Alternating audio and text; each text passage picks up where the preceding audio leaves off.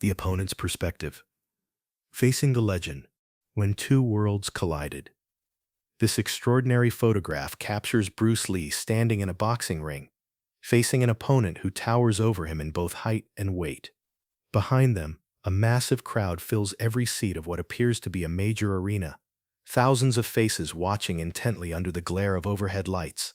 Lee stands on the left, barefoot and shirtless, wearing black martial arts pants, his traditional attire. His opponent wears white boxing shorts and boots, representing Western combat sports tradition. The contrast is striking: small versus large, Eastern versus Western, martial arts versus boxing. The scene appears to be from a demonstration or exhibition match rather than a competitive fight, yet the atmosphere is electric. This image represents something larger than two men in a ring. It's a cultural crossroads, a moment when Bruce Lee challenged conventional assumptions about size, strength, and fighting effectiveness in front of thousands of witnesses who came to see if the legend could back up his reputation. The David and Goliath dynamic. The size difference between Bruce Lee and his opponent is immediately apparent and visually dramatic. Lee, at approximately 5'7" and 135 pounds, looks almost diminutive next to his opponent, who appears to be well over 6 feet tall and possibly 200+ pounds. This wasn't unusual for Lee's career. He regularly faced larger opponents both in demonstrations and in film, but the visual impact of seeing him in a real ring, with real lighting and a real crowd, makes the size disparity more striking than any film could convey. This David versus Goliath dynamic was central to Lee's appeal and his philosophy. He dedicated his training and teaching to proving that size and strength, while advantageous, weren't determinative in combat. Through superior technique, speed, timing, and understanding of body mechanics, a smaller fighter could defeat a larger one. This photograph captures that principle in visual form. The small martial artist, standing calmly across from the imposing boxer, about to demonstrate that conventional assumptions about fighting are wrong. The arena as amphitheater, thousands as witnesses. Look at the crowd in this photograph. It's massive, filling the arena from floor to ceiling. The tiered seating rises steeply, every section packed with spectators. This wasn't a small demonstration in a martial arts school. This was a major public event, possibly held at a venue like Madison Square Garden or another famous arena. The crowd's presence transforms this from a private challenge into a public validation. Every person in those seats came to see if Bruce Lee's reputation was justified, if the small martial artist could really compete with larger opponents, if Eastern martial arts could stand against Western combat sports. The pressure of performing in front of thousands, under bright lights with no second takes or editing, was immense. Yet Lee's posture in the photograph shows no tension or anxiety. He stands relaxed and ready, as comfortable in front of thousands as he would be in his own training hall.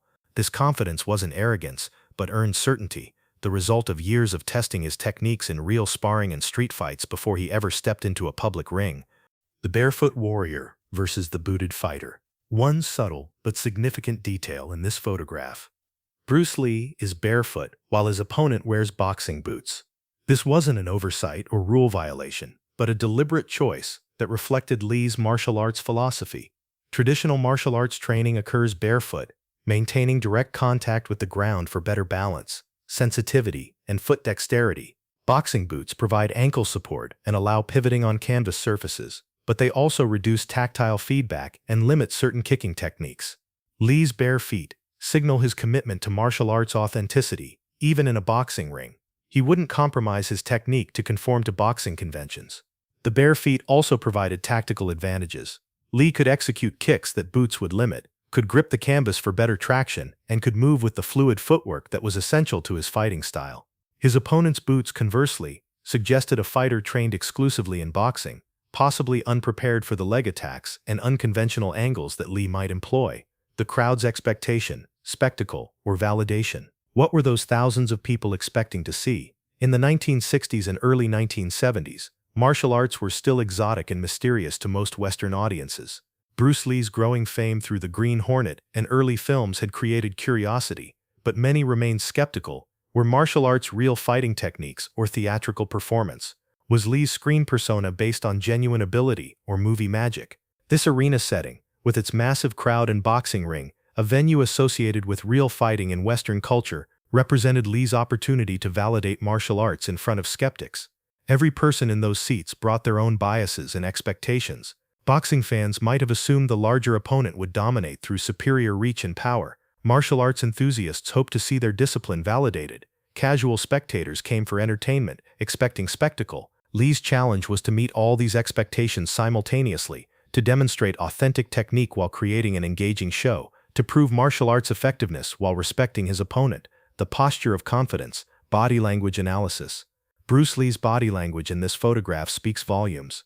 His weight is evenly distributed, his stance relaxed but ready. His arms hang naturally at his sides rather than being raised in a fighting position. He hasn't yet engaged with his opponent, but is assessing, calculating. His head is tilted slightly, suggesting observation and analysis rather than aggression. Compare this to his opponent, whose posture is less clear from the photograph's angle, but appears more conventional, weight slightly forward, hands preparing to raise into boxing guard. Lee's casual readiness reflects a principle he taught constantly. Tension is the enemy of speed. The fighter who stands tightly coiled, muscles tensed in anticipation, will be slower to react than the fighter who maintains relaxed awareness. This calm before engagement also had psychological impact. Opponents expecting aggressive martial arts attacks were often unsettled by Lee's patience, his willingness to wait and observe rather than rushing to attack. The ring as laboratory, testing theory in practice. For Bruce Lee, events like the one captured in this photograph weren't just exhibitions or entertainment, they were laboratories where he could test his theories about combat under real pressure. Lee was deeply intellectual about martial arts, constantly analyzing what worked and what didn't, questioning traditional assumptions, and seeking to understand the underlying principles that made techniques effective. But intellectual understanding wasn't enough. Theories had to be validated through practice against resisting opponents. The boxing ring, with its ropes and canvas, its bright lights and massive crowd, created pressure that revealed truth. Techniques that worked in controlled training might fail under stress. Timing that felt right in the gym might be too slow against an aggressive opponent. The psychological impact of fighting in front of thousands might cause even experienced martial artists to freeze or revert to ingrained patterns. Lee used these high-pressure situations to refine his understanding, to separate what actually worked from what merely seemed like it should work. The cultural bridge, East meets West in combat. This photograph documents a significant moment in the cultural exchange between Eastern martial arts and Western combat sports. For centuries, these traditions had developed separately, each with their own techniques, training methods, and philosophical foundations. Lee was among the first to seriously study both traditions and attempt to synthesize their strengths. His Jeet Kune Do philosophy explicitly rejected the idea that any single style or tradition held all the answers. Instead, he advocated taking the best from every source. Boxing's footwork and hand speed, fencing's distance management and timing, Wing Chun's centerline theory and trapping, wrestling's takedowns and control. The scene in this photograph, with Lee representing Eastern martial arts facing a Western boxer in a boxing ring, symbolizes this cultural bridge. Lee wasn't trying to prove Eastern superiority over Western methods or vice versa. He was demonstrating that artificial barriers between fighting traditions were counterproductive and that truth existed in practical effectiveness regardless of cultural origin. The lighting of truth. No filters, no editing. The harsh overhead lighting in this photograph creates deep shadows and high contrast, revealing every contour of both fighters' bodies with unforgiving clarity. There's no flattering cinematography here, no careful positioning of lights to emphasize muscle definition or hide imperfections. This is documentary lighting, functional, utilitarian, designed to illuminate the ring for the crowd and cameras without any aesthetic consideration. For Bruce Lee, this unfiltered illumination was appropriate. His physical development wasn't achieved through dehydration or pump-up exercises before the event. It was the result of year-round conditioning that left him constantly ready. The lighting reveals his lean physique, defined but not excessively muscular, built for performance rather than appearance. Similarly, the crowd's faces in the background, though blurred, are real people with real expectations and reactions, not extras or CGI, but thousands of witnesses whose presence added pressure and authenticity to whatever happened in that ring. The opponent's perspective. Facing the legend. Imagine the experience of Bruce Lee's opponent in this photograph, standing in a ring in front of thousands, facing a man whose reputation had already grown legendary. The psychological pressure of that situation is almost unimaginable. If you win, skeptics might say Lee wasn't as good as advertised, or that the match was somehow fixed. If you lose, especially if you lose badly, you become a footnote in Lee's legend, the fighter who couldn't handle the small martial artist. Beyond the psychological pressure, There's the practical challenge of facing an opponent whose fighting style is fundamentally different from what you've trained against. Boxing opponents move and attack in predictable patterns. They use hands but not kicks. They respect certain distances and rhythms. Lee did none of these things. He might kick your lead leg, disrupting your stance. He might close distance faster than you expect using martial arts footwork. He might attack from angles boxing doesn't prepare you for. The opponent in this photograph, regardless of his size and strength advantages, faced a uniquely difficult challenge. The business of combat, spectacle as income. This arena event, with its thousands of paying spectators, represents an important aspect of Bruce Lee's career that's sometimes overlooked: the business of martial arts. Lee wasn't just a philosopher and practitioner. He was an entrepreneur who understood that teaching, demonstrating, and performing martial arts could be financially viable. Demonstration tours and challenge matches helped support his family while he was building his film career. They also built his reputation and credibility. Every successful public appearance reinforced the perception that he was genuinely skilled, not just a movie star. The massive crowd in this photograph represents thousands of ticket sales, significant revenue that made events like this worthwhile for promoters and participants. This commercialization of martial arts was controversial among traditionalists who believed the arts should be taught privately, shared only with dedicated students. But Lee's public demonstrations democratized martial arts knowledge, showing mainstream audiences that these techniques were real, effective, and accessible to anyone willing to train. The moment before the storm.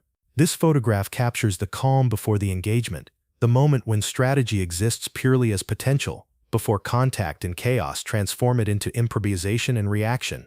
Lee's experience and training manifest in this calm moment. He's not rushing to attack, not showing off for the crowd, just standing ready and observing his opponent. This patience was tactical genius. By waiting, Lee forced opponents to commit first, revealing their intentions and creating opportunities for counterattack. By remaining calm, he conserved energy and maintained the mental clarity necessary for split-second decision-making. The tension in this photograph comes not from visible aggression, but from anticipation. Everyone in that arena, including the opponent, knew that this moment of stillness would explode into action, and when it did, Bruce Lee's legendary speed and technique would be on full display. That anticipation, that pregnant pause before the demonstration of skill, is what makes this image so powerful. Final reflection: the ring as stage for philosophy. This photograph ultimately represents Bruce Lee's life mission, made visible, proving through action that martial arts philosophy had practical application, that the principles he taught weren't mystical abstractions, but functional truths that worked under pressure against resisting opponents in front of skeptical audiences. The massive crowd, the boxing ring, the size disparity between fighters, all these elements created the perfect stage for Lee to demonstrate that mastery wasn't about size or strength or conventional advantages, but about understanding principles, about technique refined through endless practice, about the courage to test yourself publicly, and the confidence that comes from knowing your training is real. Every person in those arena seats came with questions. Is he really that good? Can martial arts really work? Can a small man defeat a large one?